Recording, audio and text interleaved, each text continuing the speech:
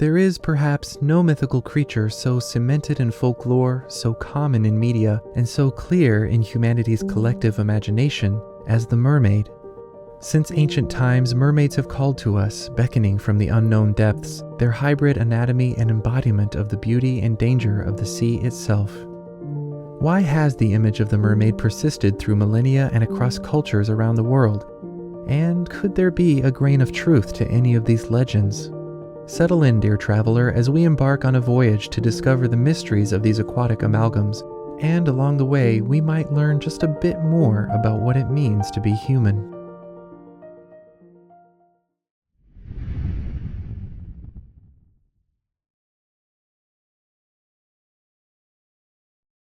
Though fish-human hybrids can be found in the pantheon of cultures from Babylon to ancient Greece, the legends of mermaids, as we know them now, can be traced back to Homer's Odyssey, written in the 8th or 7th century BCE. The story is familiar even today. The hero of the story, Ulysses, must sail near an island said to be the home of the Siren, a creature whose song was so beautiful it could cause sailors to turn their ship toward it, only to be dashed upon jagged rocks, thereby killing them all. By forcing his men to stuff their ears with wax and then having them tie himself to the mast of the ship, Ulysses and his crew were able to resist the deadly allure of the Siren's song. But despite their important role in the story, Homer gives no description of these creatures. It was only later in artistic interpretations of the immensely popular poem that the Sirens would be depicted as half-human, half-bird hybrids. Over time, depictions of Sirens began to slowly transform. The journey from Siren to mermaid is an interesting one, and it's covered more in depth in this video. Suffice it to say that by the medieval period, bestiaries and other catalogues had so conflated the two concepts that the 8th century Liber Monstrorum describes them this way. Sirens are sea girls who deceive sailors with the outstanding beauty of their appearance and the sweetness of their song, and are most like human beings from the head to the navel, with the body of a maiden, but have scaly fishes' tails with which they always lurk in the sea. For the next few hundred years, the image of the Siren could be found on jewelry, illuminated texts, coats of arms, and even the Bible. Often, the Siren was pictured alongside common animals and was even described by natural historians and theologians. Eventually, the bird-like image was virtually entirely replaced with that of a half-fish, half-human, so much so that today, the words siren and mermaid have become completely interchangeable. But the concept of the mermaid isn't restricted to ancient and medieval Europe. In fact, similar beings are found in cultures and beliefs across the globe, and like the original Siren, they're not always female.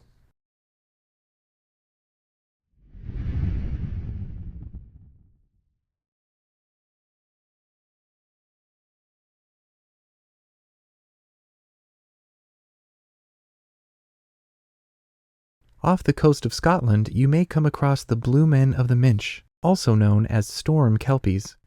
From the waist up, they appear as normal men, save their blue skin and gray beards. With the power to create storms, they roam the surface of the water seeking ships to sink and men to drown.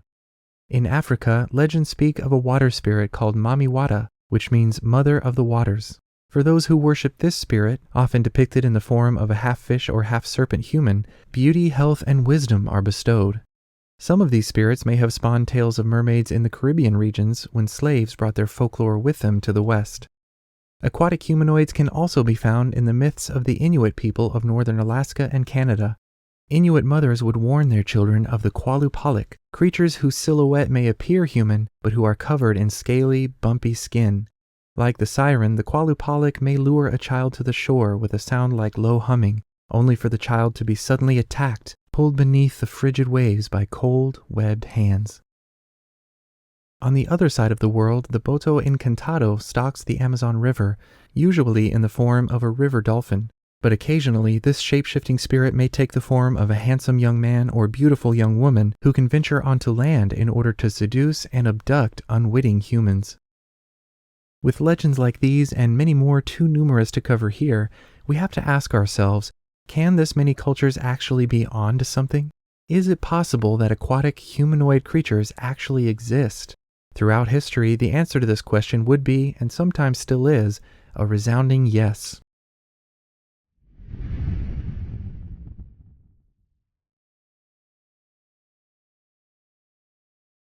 One of the earliest accounts of a creature resembling a mermaid comes from 1st century naturalist Pliny the Elder. In a matter-of-fact tone, he describes creatures he calls Nereids and claims that one was found off the coast of Lisbon. He remarks that as opposed to the common notion of a smooth-skinned, fully human upper body, the portion of the body that resembles the human figure is still rough all over with scales.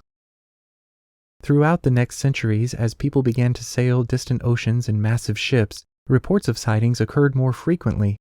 Christopher Columbus, an educated man widely read in geography, astronomy, history, and of course navigation, described an encounter with 3 mermaids, and though they weren't as beautiful as the legends told, he seemed to have no qualms about the legitimacy of their existence.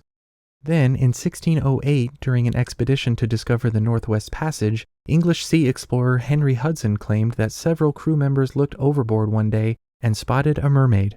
His account of that day describes a human-like creature with the back and breasts of a woman and with very white skin, long black hair, and a spectacled tail like a porpoise.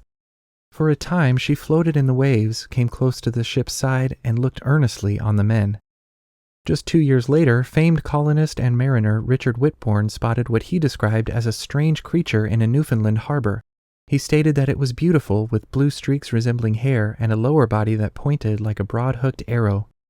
In the early 1700s, Samuel Philores, an artist for the Dutch East India Company, illustrated a mermaid as part of a larger work that showcased numerous tropical fish, crabs, and crayfish. In a description of the somewhat out-of-place artwork, he wrote that I had this siren alive for 4 days in my house at Ambon, in a tub of water. My son brought it to me from Buro, where he purchased it for 2 ells of cloth.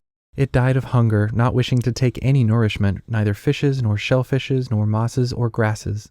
It did nothing but whimper little cries that sounded somewhat like rats. I had the curiosity to lift its fins in front and in back and found that it was shaped like a woman. Sightings like these continued through the 19th century, and though many sailors never caught a glimpse of a mermaid for themselves, the image of these mystical beings became ubiquitous. The creatures even adorned ships and guarded the edges of maritime maps. Even today, the sightings continue. In 2009, numerous beachgoers to Kiryat Yam, Israel, reported seeing a mermaid frolicking in the waves just off the coast. So numerous were the reports, and from so many different sources, that one town council offered a $1 million reward to anyone who could provide photographic evidence of the creature. Unfortunately, as of now, the reward has gone unclaimed. Numerous videos could be spent discussing mermaid sightings in this century alone. But for the purposes of this video, the question is simple. What could account for all of these sightings? For skeptics, the answer is a very different kind of aquatic mammal. Manatees have long been thought to be the source of most mermaid sightings, including those referenced by explorers like Columbus. They are commonly found in parts of the world where many sightings have occurred: the Caribbean, the Amazon, and West Africa. A close relative, the dugong, is found in the Persian Gulf, Australia, South Asia, the east coast of Africa, and throughout the Pacific. Along with the dugong, the 3 species of manatee make up the only living members of the order Sirenia, a name that is directly derived from the mythical Siren. A 5th member of the order existed until the 18th century. Until it was hunted to extinction, the Steller's sea cow swam in the Bering Sea off the east coast of Russia. From a distance, Sirenians do possess some human-like features: bony fins, the ability to turn their head, and compared to a fish, a somewhat simian face. Couple that with a tail fin that doesn't resemble most oceanic creatures, and you just might be looking at the source of an enduring legend. But of course, the manatee explanation can't account for all of the descriptions of beautiful faces and long hair, and manatees never venture as far north as Richard Whitbourne did when he claimed to have seen one. Many have longed to see a true mermaid for themselves and have gone to great lengths to prove their existence. Throughout history, some have even claimed to have found that proof. But as we're about to see, their evidence wasn't exactly scientific, or even honest. The ancient and medieval world was filled with bizarre and fantastic creatures, and the mermaid was just one of many. As time marches on, however, the light of discovery seems to have dispelled the shadows of mystery that once covered the earth. And yet, there are those who are keeping the mystery alive. Novelists, dungeon masters, and world builders create spectacular worlds, and if you've ever wanted to do the same, you know that creating a detailed and interconnected world is daunting to say the least. But with World Anvil, even the most complex world building is a breeze. With its robust tools, you can write up detailed accounts for each of your species, races, and regions, and use the built-in auto-linker function to keep track of how they relate to or descend from one another. Or you can start by importing a detailed map and then link each of your species profiles to their geographic location, making it easy to visualize your creation from a planetary view. Plus, World Anvil is always adding new features. Just recently, they added Chronicles, which takes some aspects of one of my favorite features, the timeline creation tool, and allows you to connect important events with their location on a map. You can even link articles, such as your species profiles, to these world events and their locations, which can take your creation from a dull sequence of events to a living, breathing, fully interconnected world. And once you've forged your fantasy, sci-fi, or Spec Evo world, all of your entries are completely searchable. Gone are the days of documents and scattered folders. In fact, everything you need to create elaborate and complex world is laid out in a fun and intuitive way. It may be a cliche, but in this case it couldn't be more true. With World Anvil, the only thing holding you back is your own imagination.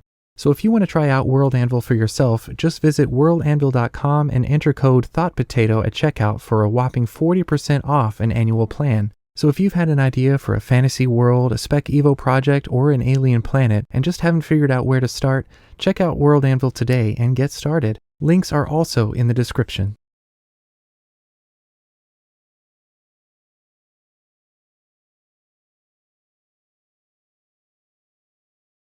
In the mid-1800s, posters, pamphlets, and newspaper advertisements began to appear throughout New York City, each one dramatically showcasing beautiful mermaids and claiming that a real specimen had been brought to America.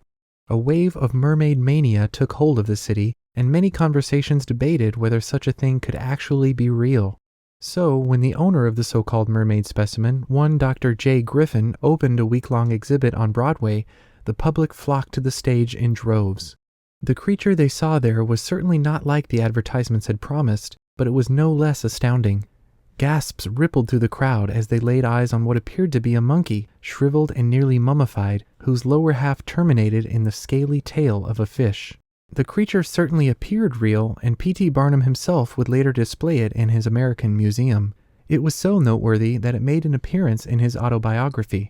He described it as an ugly, dried-up, black-looking, and diminutive specimen, its arms thrown up, giving it the appearance of having died in great agony. Despite its grotesque appearance, people were fascinated by the so-called Fiji mermaid, and ticket sales to Barnum's museum skyrocketed after his acquisition. Sadly, as you might have guessed, the Fiji mermaid was a hoax.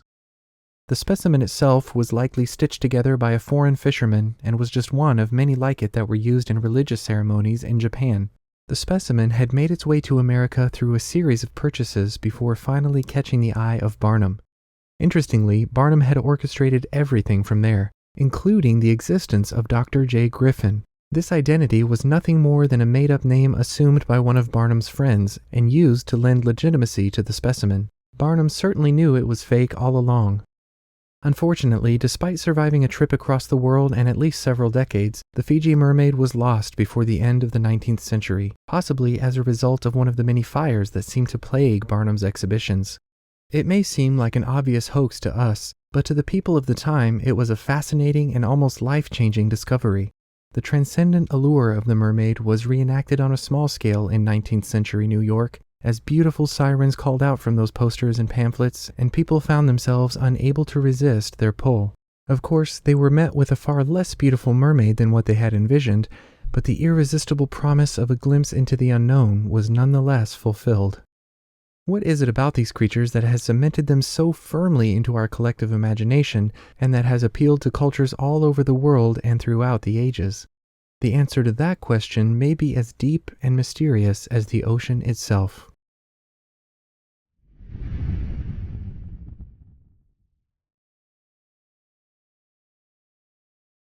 Even on the surface, the image of the mermaid has clearly evolved over the centuries.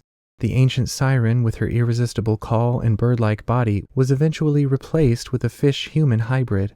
In many accounts, the song remained, but the allure of the mermaid transcended mere sensory manipulation. Homer's sirens threatened to turn Odysseus from his quest, beckoning him to yield to his desire and forsake his destiny. Hundreds of years later, as mermaids became more common in medieval bestiaries, similar symbolism was transferred to them.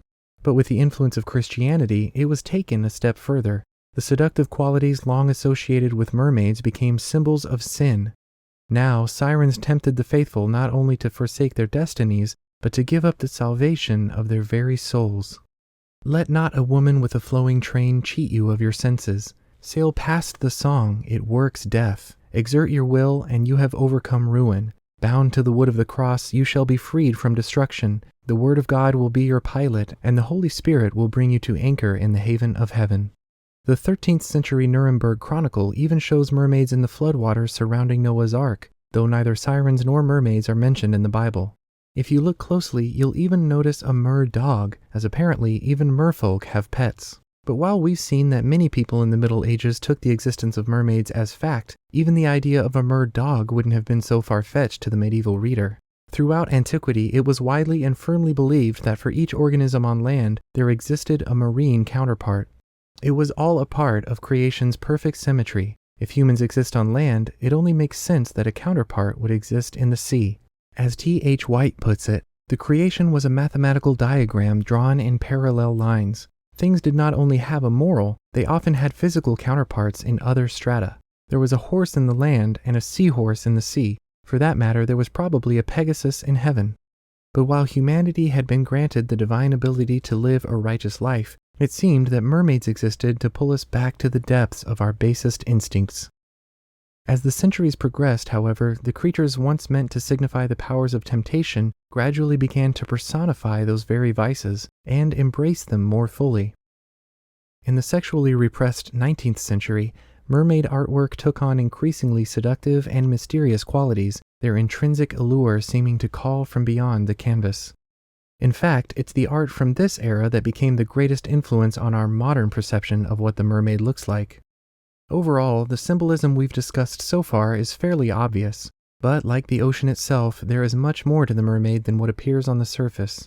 Diving deeper, the reason for their universal appeal becomes even more apparent. The sea itself, vast, dark, ever-changing, and unknowable, has long been deeply connected to the human psyche. Since ancient times, the ocean has been embodied by feminine deities like Amphitrite, Salacia, or the Greek nymphs of the water. To the ancient world, the ocean was a source of life, fertility, and nourishment, but it also brought death and destruction to those who tried to brave it. At their core, mermaids represent a stark duality. Like the sea, they are alluring yet dangerous. They embody fertility and life, yet often bring destruction. They are at once human and animal. They are intensely desirable, yet wrapped in a kind of biological chastity belt, keeping them ultimately out of reach. This juxtaposition makes the concept of the mermaid deeply intriguing, especially to men. Psychoanalyst Carl Jung believed that all men possess a feminine side, which is often repressed. Those who fail to integrate their feminine anima, as he called it, would project its qualities onto something external, and usually it results in both fear and attraction. Mermaids, emerging as they do from the depths of the subconscious, could represent this yearning to know ourselves, ultimately kept at a distance by a fear of sinking into the unknown. Even still, the mermaid calls to us. Author Mary Lau puts it this way: "The secret of the power is in their song. It is the sound of the subversive, luring us from the orderly, conscious world down to the depth of the world of dreams, and the harder we try to ignore that singing, the more we desperately want to hear it." Today, mermaids are found in whimsical films, TV shows, on logos and jewelry, beach towels, and costume shops. Her mystique has diminished, writes Skye Alexander, partly because she's omnipresent now instead of rare. Whether or not mermaids truly exist, much like the wild parts of the earth that once held so much mystery, it seems that we've tamed her. But the enduring mythos that surrounds these captivating creatures cannot be domesticated. Perhaps today the call of the siren has a different purpose: to dive into the depths of the unknown, to confront our fears, and to emerge not as an amalgamation of two natures, but as one, fully human. If you enjoyed this video, consider leaving a like below and check out this video for more. As always, thanks for watching, and remember, you matter.